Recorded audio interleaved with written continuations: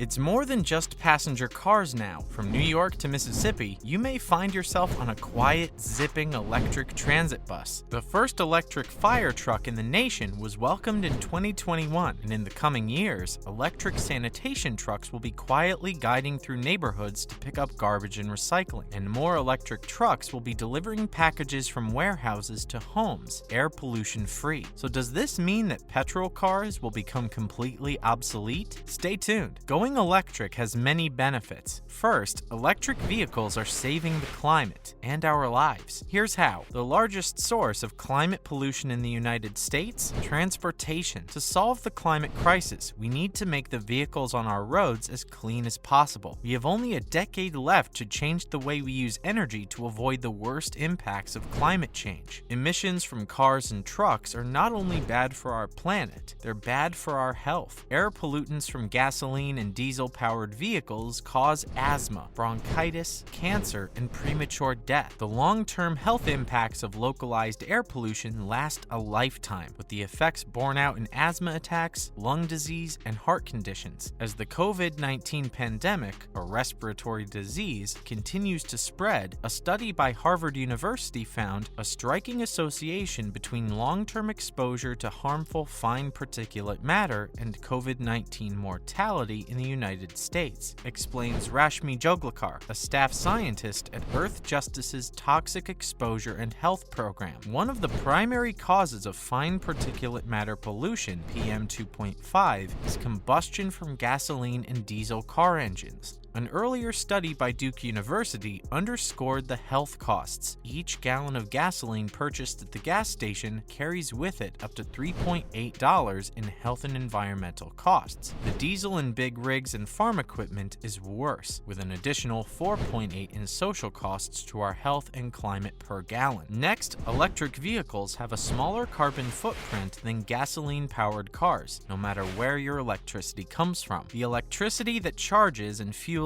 battery electric and plug-in hybrid vehicles comes from power grids, which rely on a range of sources, from fossil fuels to clean renewable energy. Energy grids can vary from one state to another, which means that the carbon footprint of driving an electric vehicle ranges depending on the source of its electricity. Earth Justice attorneys are working across the country to bring 100% clean energy, but on our way there, consumption of renewable energy recently surpassed coal. A portion of the electricity in this country will continue to be generated by the burning of fossil fuels. The very good news? Because electric vehicles are more efficient in converting energy to power cars and trucks, electricity across the board is cleaner and cheaper as a fuel for vehicles, even when the electricity comes from the dirtiest grid. Running electricity or hybrid cars on the grid in any state has lower greenhouse gas emissions than gasoline-powered cars, as revealed in a study by experts at the Union of Concerned Scientists. And as states clean up their energy grids, the benefits of electric vehicles become stronger. Try out their How Clean Is Your Electric Vehicle online tool to see how electric vehicle emissions measure up where you live. Get a personalized report on how much carbon pollution you save by going electric based on your zip code and electric vehicle make/model. Another benefit is, throughout their entire lifetime, electric cars are better for the climate. In the manufacturing process, electric vehicles will produce more global warming emissions than the average gasoline vehicle, because the large lithium-ion batteries of electric cars require a lot of materials and energy to build. For example, manufacturing a mid-sized electric car with an 84-mile range results in 15% more emissions. However, once the vehicles get on the road, it's a whole different energy story. Electric vehicles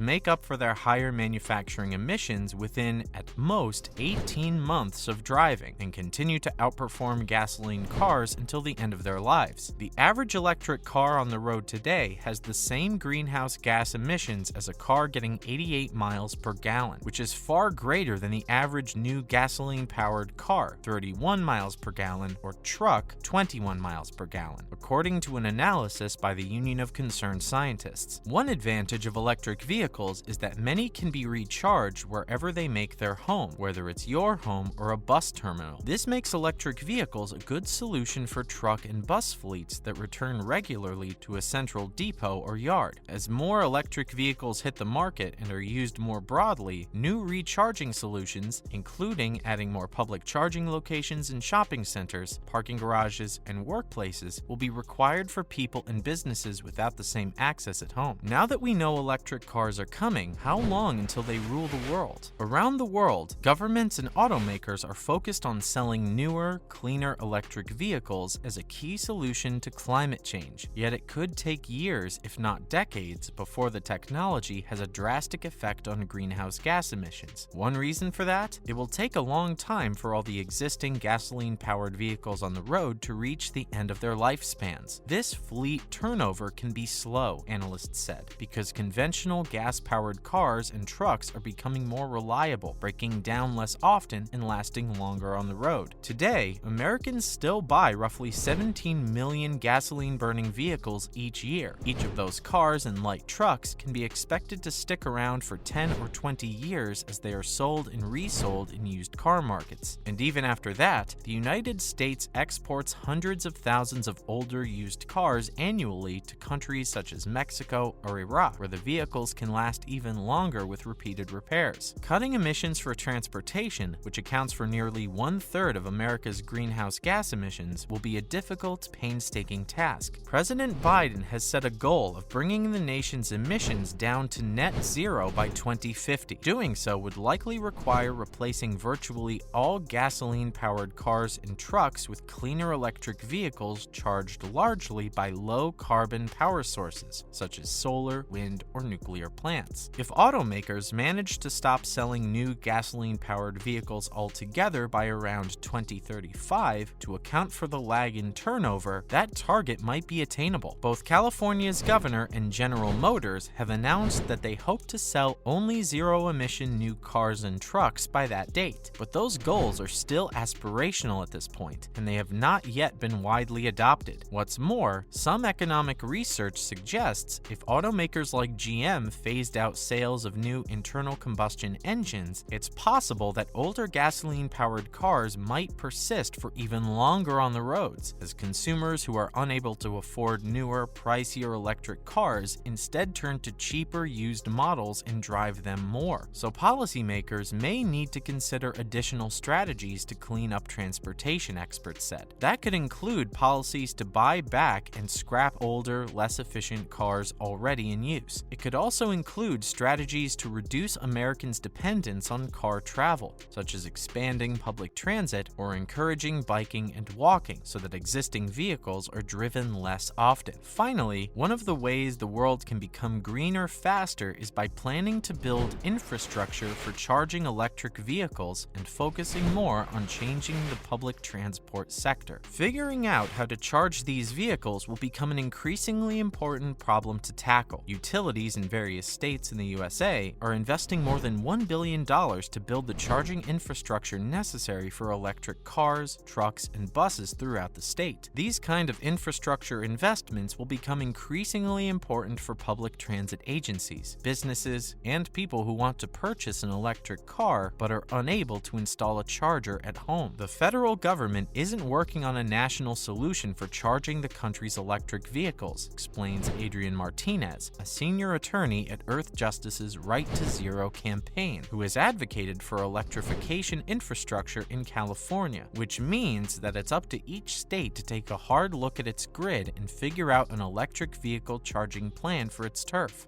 As for the public transport sector, buses are the workhorse of our transit system, providing affordable transportation to anyone and everyone. They are a cornerstone of daily life in many cities, making them an important step to getting big electric vehicles into the broader transportation market. A huge leap forward came when, together with a coalition of labor, environmental, and public transit activists, we successfully pushed Los Angeles Metro to invest in a full fleet of zero-emissions electric buses, and then secured a commitment from various states in the United States of America to commit to a 100% electric transit bus fleet in the next decade. By 2040, every bus you ride on or wave to in many states will be a quiet, clean electric bus. Well, unfortunately, that is all the time we have for today, guys. Comment below what you think of the world turning to electric vehicles as the main way to go green. Also, make sure to hit the like and subscribe button to get updated on all the new latest tech news. Till next time, cheers. Till next time.